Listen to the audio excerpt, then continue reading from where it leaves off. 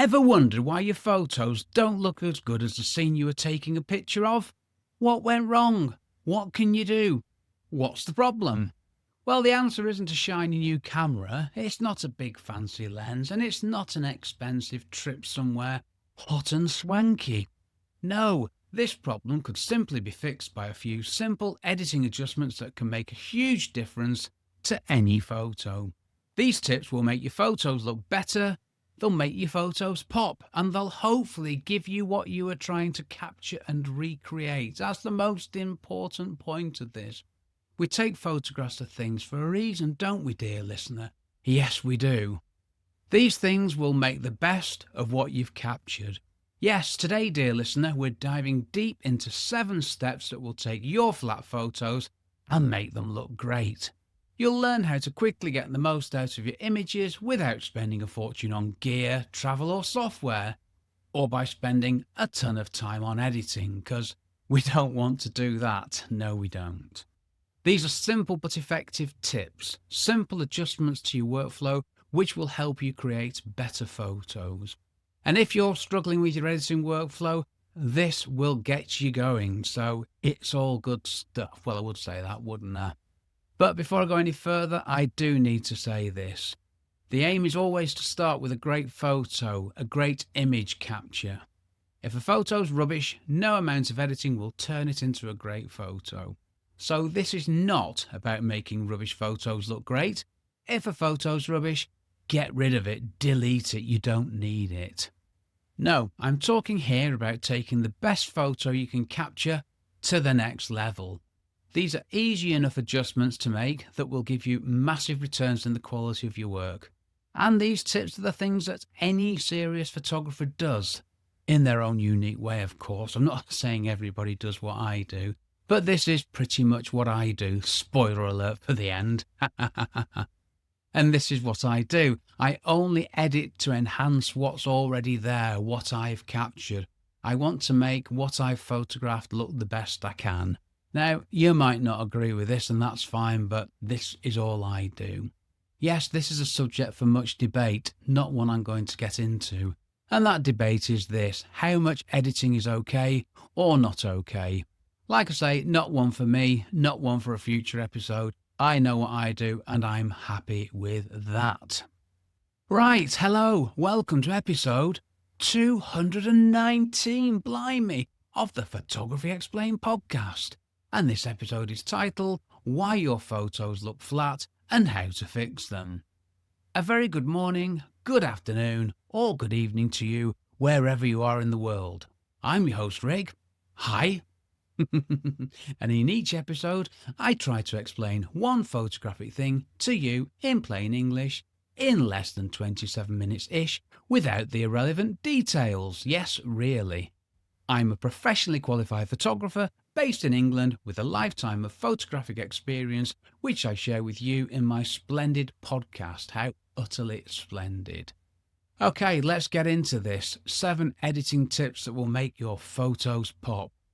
These tips will simplify how you think about editing and help you achieve fantastic results without being a digital wizard. I'm not, of course I'm not, which will be no surprise to you. Okay, tip 1, the foundation: crop, straighten, verticalize. I think verticalize is a word. This is where every edit should start. Even the best photos can often be quickly improved by a quick crop.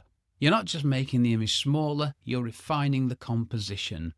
Make the subject matter the star of the show by cropping in if you need to. And get rid of anything on the edges that distracts from your main subject. Did you get a slightly crooked horizon? That's an easy fix. Use a straighten tool to get that horizon straight, or that building level.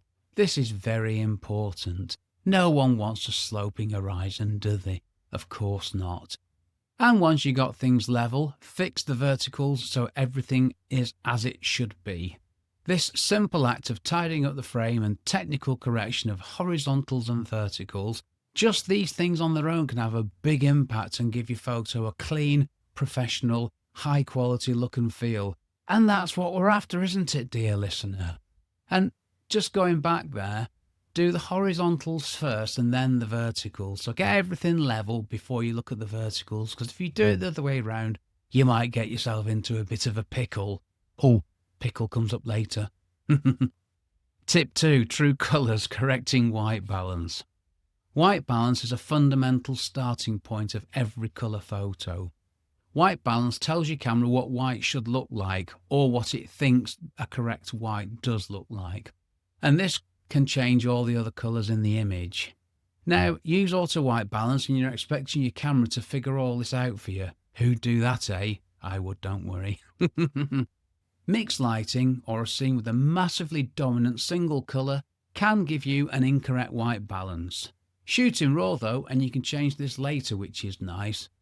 So, assuming you've used auto white balance and the colours don't look right, what do? Simple, do this. Find a neutral grey or white object in your photo and use the eyedropper tool and click on that neutral thing. Boom, suddenly all your colours will hopefully look natural and true to life. This is a game changer for portraits, food photography, landscapes. Well, it's a game changer for any photo. It doesn't matter what you're taking a photograph of. You have to get the white balance correct to begin with. You might want to do something funky later, but you've got to get to the correct starting point for any photograph. And even better, you can include that neutral grey in your photo. All you need to do, get a grey card, put it in the photo, and you can use that to get your white balance pretty much nailed every time. And if you want to know more about grey cards, check out episode 216, Essential Accessories for Every Photographer Without Breaking the Bank, for much more on this incredibly useful accessory, the good old humble grey card. Now, I think I need to cover white balance in a separate episode, so I'm going to put that on the list for 2026. 2026, where did that come from? Blimey, time's flying, isn't it? Tip 3, the next step, adjusting exposure. This is just a quick adjustment, this. Now, if you've got a photo and it looks a bit dark and dull, or it's far too bright, then you've got your exposure wrong. If your photo is too bright, it's overexposed. If it's too dark, it's underexposed. But don't just rely on the main exposure slider. This is simply making a photo lighter or darker by giving you a linear adjustment of the exposure. Slide to the left, you make the photo darker. Slide to the right, you make the photo lighter. So you start there with the global adjustment, but you know that there's more that you're going to do. There's more refinement. So this is about getting the general photo to the correct exposure if you haven't done so in camera. Once you've done that, you can move on to the more specific adjustments, which on Lightroom are highlights, shadows, whites and blacks. But there's something I do before that, and it's this. Tip 4, the secret to depth, boosting contrast. In photography, contrast is the visual difference between the brightest and darkest tones in an image. Now, I boost the contrast of every photo that I take, and I hadn't really thought about this until I wrote this episode. I never leave the contrast at 0. Now, contrast is what gives a photo its punch. Without contrast, a photo looks flat and washed out. By boosting the contrast, you make your blacks blacker and your whites whiter, and this adds depth and drama and interest to a photo. Now, don't go overboard with all these things. Too much is too much. And a well-adjusted contrast slider can instantly turn a flat, boring photo into a vibrant, compelling image. And have a look at the histogram while you're doing this, because you want to make sure you're clipping your whites or your blacks, which means losing all the detail in either of these areas, either of these ends of the tonal range. And I'd never thought about that either with contrast until I was writing this episode. So I had to play with this in Lightroom, and yes, if you go too far with the contrast, you can clip the blacks and the whites in a photo. Now, clipping, that's the term that I'm going to add to my list of stupid photography terms. I'm collating a list for the next episode, and if you don't know what I'm talking about, check out episode 168, 31 stupid photography terms that don't make sense anymore. And then episode 169, 11 more stupid photography terms that don't make sense. And episode 170, stupid photography terms that don't make sense. Yes, I spoke so much about these things, they went over 3 episodes, and clipping is being added to the next one. Right, that's clipping done. And I mentioned histograms before as well. If you want to learn about histograms, check out episode 114. What is a histogram and how can it help us when we shoot?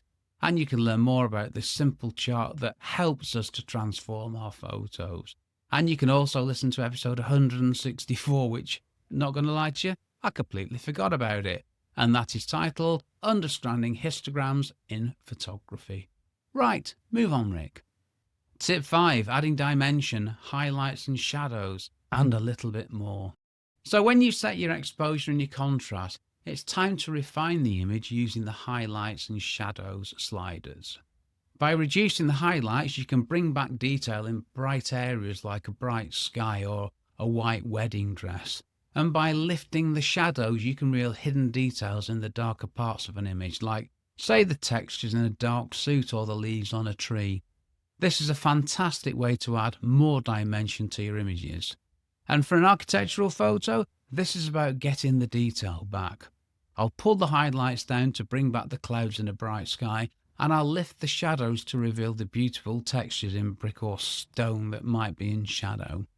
And if you use Lightroom or other similar photo editing software, this is all non-destructive editing. You can go back and change any adjustment at any time. It's amazing. Now, it didn't always used to be like that, so we need to remember sometimes how lucky we are to have these amazing tools. And another thing you can do, rather than just sliding down the highlights to bring back some of the detail or bringing up the shadows to bring some of the detail in there, slide the other way and see what happens. You've got nothing to lose because, like I say, it's all non-destructive, reversible stuff. And then in Lightroom certainly, and I'm sure with other editing software, there are further adjustments which include setting the white point and the black point or moving these sliders. I like to set the white point and the black point and then see if I want to tweak it from there. This is all visual stuff, by the way, dear listener. And then there's further refinement in the tone curve, which I use every now and then. It's a step of refinement too far for me. I'm not that refined, clearly. Okay, tip 6, the power of colour, saturation and vibrance. Now that you've got your light and dark tones sorted, it's time to think about colour. A common mistake is to just boost the main saturation slider. Now, saturation is the intensity of colour. If you push it too far, your photos can very quickly look unnatural, and if you keep on going, cartoonish even. A better tool is vibrance.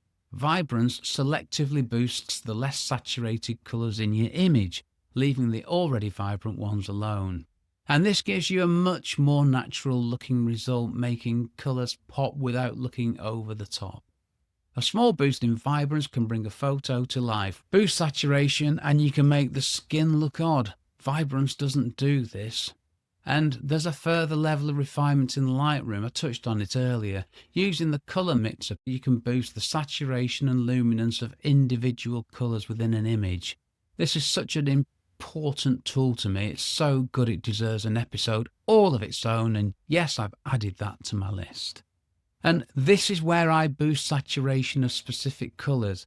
In the colour mixer, you can adjust the saturation, the luminance, and the hue of individual colours.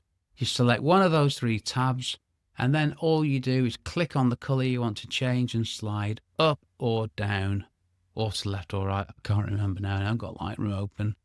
And you can watch the magic happen. This is the only technique I use to boost the saturation. A measured increase in saturation can make specific colours like the red in the flower or the blue of the sky truly stand out. It's specific colours to specific amounts. Very, very powerful and a very subtle refinement tool, which I love. Tip 7, the finishing touches, sharpening. You sharpen every photo. That is just the way it is. Sharpening brings out the detail and texture in your photos that you need to bring out, and this will make your images look crisp and clear. But if you use too much sharpening, you can also bring out noise, which looks like a grainy texture, especially in the dark areas of your photos. You can make a photo look artificial and you can get artifacts, and none of these are good things. If you don't use enough sharpening, your image isn't sharp. It's got soft detail. It just doesn't look sharp. That's the best way of putting it, so I don't need to come out with another way of saying it, do I? No, you don't, Nick. So you got to find a balance. It's somewhere in the middle. It's more than 0, but it's not all the way to the right. So what you can do, whack it all the way to the right and then bring it back to the left until it looks perfect. You can use a little bit of sharpening to help make your photo pop. And getting back to the beginning of this tip, I sharpen every photo before I issue it, publish it, or do something with it outside of my PC. That's every photo. Yes, dear listener, every photo needs some sharpening, unless the technology has advanced since I got my last camera. So there you have it, 7 essential tips you can use to sort your flat-looking photos. And when you get to tip 7, it doesn't mean that you can't go back to the beginning and do further tweaking. But be careful doing that, you don't want to spend forever tweaking. With a bit of practice, you'll find that your first pass gets you 80 to 90% there, which quite often is good enough for me. Right, final thoughts and takeaways. Well, these are the most important points. 1. Crop and then sort out verticals and horizontals to give yourself the best starting point. 2. Sort the white balance so you get the colours right. 3. Sort the exposure. 4. Boost the contrast. 5. Add more range to the tones. 6. Get the best out of the colours that you have. And finally 7. Sharpen to polish the finished look. I do these 7 things to every photo and not much more. And finally, editing photos, it's not cheating. It's what we photographers do with every photo that we do something with. Talking of cheating, check out seamless link, Rick. Episode 92, is editing photos cheating? Well, is it? Well, what do you think? For more on this. The answer's no, by the way. Right, here's something for you to do, dear listener. Take a copy of an image you've already edited, reset all the adjustments, and do these 7 things. And I promise you, you will see a massive difference. Well, I hope you will. The goal is a subtle edit that makes people say, what a beautiful photo, not, wow, what a great edit, or even worse, hey, you must be amazing at Photoshop. No offense, Adobe, but I don't ever want anybody saying that about one of my photos.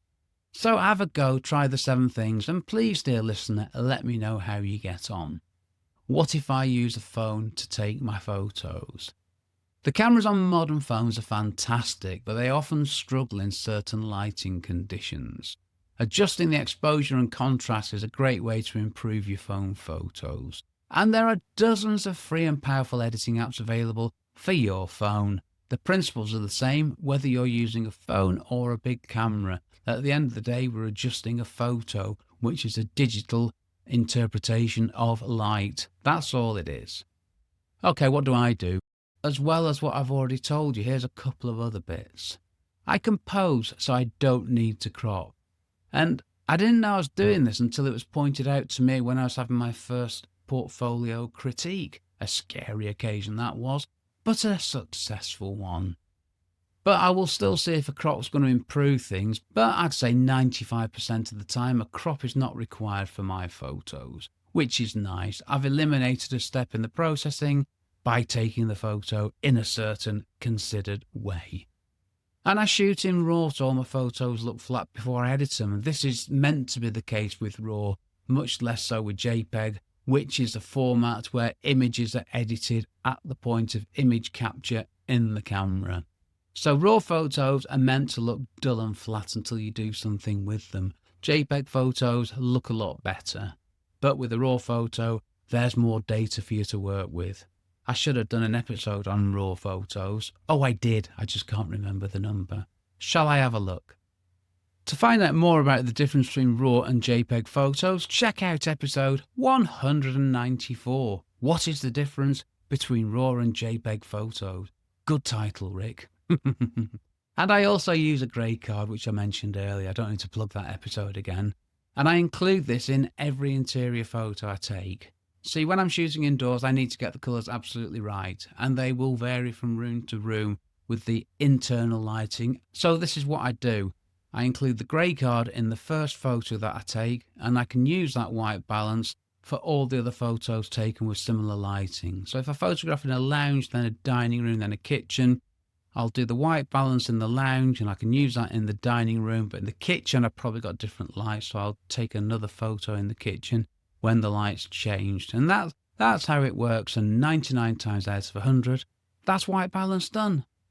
And oh yeah, and I do these 7 things to every photo, and that's every photo, and not a great deal more.